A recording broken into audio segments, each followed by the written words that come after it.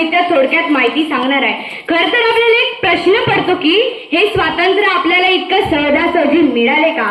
खरं तर आपल्या मनाला प्रश्न विचारून बघा की स्वातंत्र्य आपल्याला इतकं सहजासहजी मिळाले का? तर नाही, हे स्वातंत्र्य आपल्याला इतकं सहजासहजी मिळाले नाही.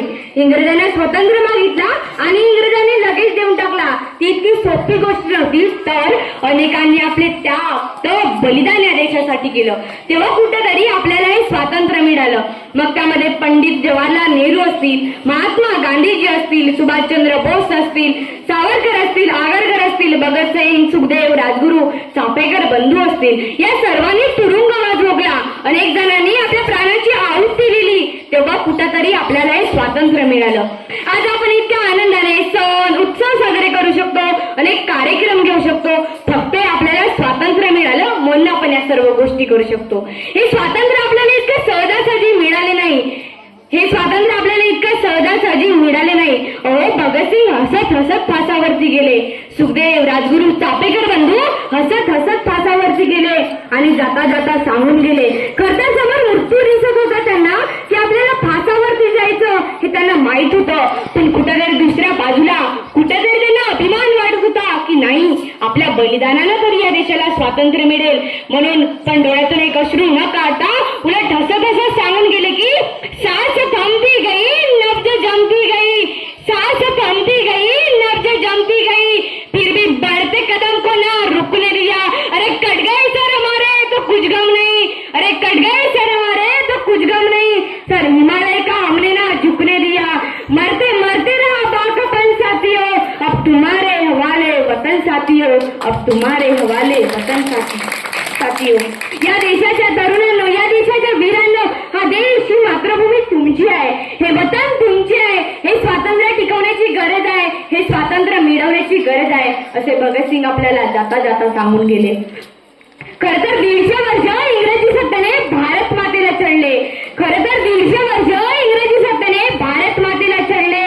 घालवल्या ही जुलमी सत्ता, रक्ताचे पाट वाहिले. अहो, आनंदाने निद्रा छातीने कंठात गोड्या कुणी गेलेल्या, आनंदाने निद्रा छातीने कंठात गोड्या कुणी गेलेल्या, वंदे मातरम निघला म्हणत मातेसाठी फाशी यांनी घेतल्या, मातेसाठी फाशी यांनी घेतल्या.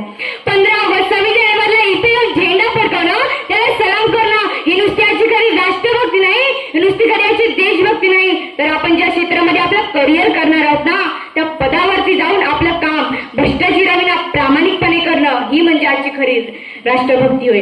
आपलं कसं आहे, आपल्याला एखादा वर्ल्ड कप आला की आपल्याला आपला भारत देश आठवतो. भारत पाकिस्तान मॅच आली की आपल्याला आपला भारत देश आठवतो. भारत देश जिंकला पाहिजे, आज काहीही झालं तरी भारत देश जिंकला पाहिजे. अरे दादा, हे तुला आज वाटतं, मग कालपर्यंत तुझा देश कुठे गेला होता किंवा तू कुठे गेला होता? परत त्या मॅच मध्ये भारत देश जिंकला की आपल्याला वाटतं हमारा इंडिया जीत गया, मेरा इंडिया जीत गया. आपल्याला एवढं वाटतं ही खरी राष्ट्रभक्ती आहे का? तर नाही, खरी याची राष्ट्रभक्ती नाही. जेव्हा इथला प्रत्येक तरुण आपलं समर्पण करेल ना, हे समर्पण म्हणजे त्याची आजची खरी राष्ट्रभक्ती होईल. आपण रोज म्हणतो भारत माझा देश आहे, त्या ठिकाणी भारत माझा देश सांगितलाय, भारत आपला देश आहे असं सांगितलं नाहीये. आपली एखादी गोष्ट असते ना, त्याला तेवढं आपण जपत नाही, मग तीच गोष्ट स्वतःची माझी असते ना, तेव्हा त्या गोष्टीवर आपण जास्त जीव टाकतो, त्या गोष्टीची जास्त काळजी घेतो. म्हणून म्हटलंय भारत माझा देश आहे, भारत आपला देश आहे असं म्हटलं नाहीये. खरं तर वसंत बापट फार सुंदर म्हणतात, हा देश माझा याचे बाण जरासे राहू द्या रे, जरासे राहू द्या. हा देश माझा आहे याचे कुठेतरी भान ठेवलं पाहिजे. रस्त्यावर एखादा व्यसन करून आपण फिरतो, रस्त्यावर पर्यावरणाचं हानी करणारा एखादा काम करतो, या देशाला हानी पोहोचवणारा दंगली उगा करतो. खरं तर दंगली उगा दुसरे करतात, लढतो आपण आणि आपणच अनेक गोष्टींचे नुकसान करतो. याचं कुठेतरी भान ठेवलं पाहिजे. हा देश माझा आहे, यामध्ये माझ्या देशाचं नुकसान झालं नाही पाहिजे. हा देश माझा याचे भान जरासे राहू द्या रे, जरासे राहू द्या.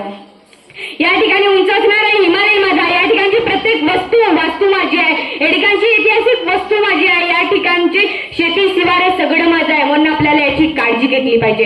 हा उंच हिमालय माझा, हा विशाल सागर माझा, हा उंच हिमालय माझा, हा विशाल सागर माझा, गंगा यमुना शेती धरती बाग बगीचा माझा, गंगा यमुना शेती धरती बाग बगीचा माझा. अभिलाषा याची धरिता कुणी नजर वाकडी करिता. अभिलाषा याची धरिता कुणी नजर वाकडी करिता.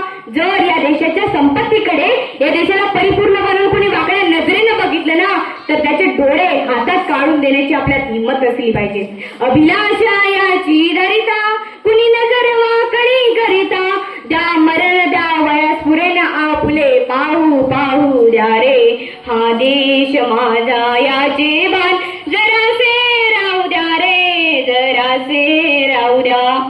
हा देश माझा याचे भान जरासे राहू द्या रे जरासे राहू द्या. धन्यवाद.